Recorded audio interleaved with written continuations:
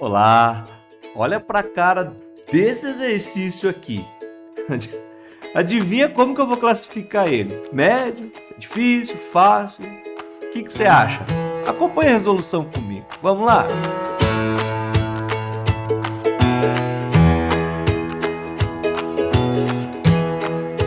Bom, o exercício é esse daqui, do Caderno Azul da Enem de 2021, 156, que dita o seguinte para nós. Uma mola é solta da posição distendida conforme a figura. A figura à direita representa o gráfico da posição P em centímetros da massa m em função do tempo t em segundos em um sistema de coordenadas cartesianas. Tudo bem, você já olha ali e já dá um desespero, né? Tá. Esse movimento periódico é descrito por uma expressão do tipo P de t igual a mais ou menos a vezes cosseno de ômega t ou P de t igual a mais ou menos a vezes seno de ômega t. Já percebi aqui no gráfico que é uma função periódica, né? Ela está se repetindo ali. Bom, em que A, sendo maior do que zero, vai determinar para a gente a amplitude de deslocamento máximo.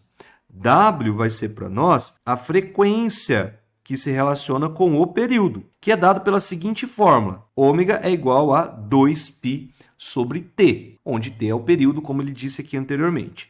Ok. Considere a ausência de quaisquer forças dissipativas. Então, não perdeu energia aí no movimento. Vamos ver. Olha, a figura mola aqui, né? Distendida, aqui distendida, e aqui à direita a representação do gráfico. Meu Jesus! E ele pede para a gente o seguinte, qual é a expressão que representa a posição P de t, quer dizer, tem uma fórmula, logicamente, para desenhar esse gráfico, da massa ao longo do tempo nesse gráfico. Então, qual dessas funções aqui representa aquele gráfico? Meu bom Jesus! Mas vamos lá. Se você domina muito trigonometria, e uma trigonometria um pouquinho mais aprofundada, com mais detalhes, acaba não sendo um exercício tão difícil, tá? Primeiro, eu teria que sacar qual das duas equações que a gente vai usar. E aí dá para saber assim, ó, uma observaçãozinha 1 aqui, ó. Quando eu trabalho com o cosseno do zero graus ou zero radiano, o cosseno de zero eu sei que dá 1. E o seno de zero dá 0. Professor, por que você está falando isso? Porque eu já percebi que essa função ela não começa no zero, senão era seno. Ah, mas se eu multiplicar alguma coisa, 0 vezes qualquer coisa daria 0. Se tivesse alguma coisa somando a função, por exemplo, tipo assim, ó, tá escrito isso, mais 5 ou menos 3. Opa, eu já ia ficar preocupado, porque pode dar 0 com menos 3, aí poderia ser o seno. Mas, como não é o que acontece, porque não está somando nada àquela função, nem da do seno, nem da do cosseno, está tudo multiplicando, eu vou descartar a função seno. Olha que sacada, tá? Primeira observaçãozinha. Só de olhar no gráfico aqui eu já sei, né, nesse eixo o que está acontecendo. Então, fora a função seno. Se liga? Olha, são exercícios de dicas aí que a gente usa nas aulas de trigonometria mais aprofundada, tá bom? Beleza, como eu já sei que é cosseno, nós sabemos que a função tem que seguir esse parâmetro aqui, mais ou menos A vezes o cosseno de ômega t. Maravilha! Agora, pessoal, uma observaçãozinha que a gente tem que tomar bastante cuidado é que, quando eu trabalho com a função cosseno, vamos aqui, de certa forma, generalizar uma explicaçãozinha rápida. Se eu tiver uma função do tipo f de x igual a cosseno de x, beleza? Ou vamos colocar um ângulo aqui, só para você entender, eu vou explicar uma teoria aqui para você. Vou colocar um ângulo θ, tá bom? Para ficar mais bonitinho. Nós podemos ter, dentre as possíveis variações dessa função, eu poderia multiplicar, olha só, uma primeira variação, o cosseno de θ por uma constante. Poderia, numa segunda variação, multiplicar o ângulo θ por uma constante, K2 aqui. Deixa eu caprichar no 2. Vamos lá, uma constante 2. Cada uma dessas alterações, eu poderia somar ou subtrair também, mas eu vou focar mais no que está acontecendo no exercício. Porque eu percebi aqui que tem mais ou menos A multiplicando e o ângulo tem lá uma variação do tempo, não é mesmo? Então, eu estou associando aqui o K2 com essa variação que está acontecendo no ângulo, né, multiplicando por t. Então, seria o t aqui, o nosso K2. E o K1 seria mais ou menos o A, que eu já descobri que vai ser a regra que ele passou para nós. Tá, professor, o que você está querendo mostrar com isso?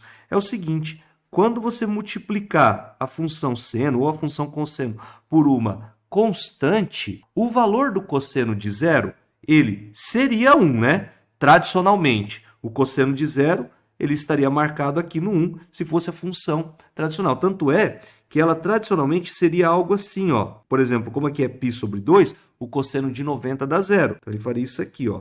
Nosso gráfico feio, né? Mas mais ou menos isso que vai acontecer, ó, tá? Ele vai chegar até no menos 1 aqui, subir lá. Então, ele ia ficar oscilando dessa forma. A função cosseno tradicional, tá bom? Tradicionalmente seria isso que aconteceria para nós. Ela comum ali. Só que, veja, o cosseno de 0 dá 1. Nessa função que eu estou trabalhando, aconteceu alguma coisa que mudou, não é mais 1. Foi para menos 3. Pô, eu já saquei então que esse K1 que está multiplicando a nossa função cosseno, essa constante, só pode ser menos 3, meu povo. Por quê? Se o cosseno de 0, e aqui é o 0 grau, ó, se eu substituir, era para dar 1, agora está dando menos 3, é porque foi multiplicado por menos 3. Perfeito. Então, eu acabei de concluir aqui, no nosso exercício, que o K1 é igual a menos 3. Logo, essa função P de t, eu já posso começar a transcrevê-la como assim, ó, cosseno de ômega t. Aí, ó, beleza. Já excluo algumas alternativas aqui, né, meu? Já excluí. Ah, professor, já excluiu o seno também, você falou que não era? Pronto, é a letra A. Caixa. Que exercício da hora, velho. Só com um detalhezinho ali da multiplicação do cosseno, acabou o exercício, tá bom? Mas se você quiser aprofundar e provar que dá aquele 2t, olha a outra informaçãozinha aqui, ó, que ele passou pra gente, né? Ele passou um período t e passou para nós que o ômega é igual a 2π sobre t. Professor, posso simplesmente substituir aqui? Não, porque você precisa saber qual é o período dela. Tradicionalmente, quando eu falo da função cosseno, ela tem um período, que é o momento em que ela começa, a cada instante de momento que ela começa a repetir, instante de momento ficou esquisito, né? Vamos voltar. A cada pedacinho que ela se repete, tipo assim, ó, para ficar mais fácil para você entender. Veja, a função tradicional, ela estava aqui no 1, certo? Ela vai, desce até o menos 1, depois sobe até o 1 de novo. Ela começa a repetir o seu movimento. Esse aqui, ó, é o período dela tradicional. Se a gente continuar, você vai perceber que ela vai chegar no 1 de novo, lá no 4π. Ou seja, nós vamos ter aqui, ó, uma movimentação de 2 em 2π, ela repetindo. Esse é o período tradicional da função seno e cosseno. De 2 em 2π, ela vai se repetindo. Mas isso é da tradicional. Nessa outra nossa, nós vamos ter um probleminha. Por quê?